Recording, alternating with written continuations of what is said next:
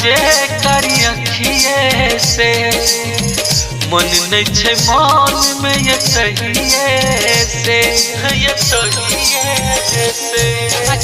तकलो वहाँ जे करी अखिए से मन नहीं छे मन में ये तहिए से दिल आही नाम से धर कहिए मोहनी सूरतिया आहा के ये सोना देखला मन बड़ तरसैया मोहनी सूरतिया आहा के ये सोना देखला मन बड़ तरसैया। अखन अहाँ सब सुन रहल छी फुलहर से माँ गिरजा मिश्र के प्रस्तुति।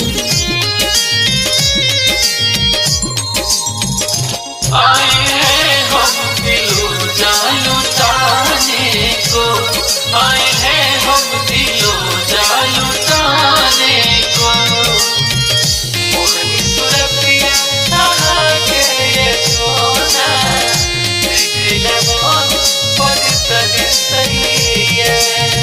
कातिल अदा से चला दै छी जादू दीवाना के अपना को दै छी बेकाबू संग मर सन यौवन चमकैया होठ लगैया अहाँ के शराबी होठ लगैया अहाँ के शराबी ओढ़नी बदन से जैसर कहिए धक से धड़क जाइया सीना में दिलिए कोरा मिलैला मन तर पैया मोहनी सूरतिया आहा के ये सोना देखला मन बड़ तरसैया। माँ गिरजा रिकॉर्डिंग स्टूडियो फुलहर। मैं तो दीवाना दीवाना दीवाना मैं तो दीवाना दीवाना दीवाना मोहनी सूरतिया आहा के ये सोना देखला मन बड़ तरसैया। समझा कहार गेलो दिल के सनम ये मानन बात सुन पंकज के मन ये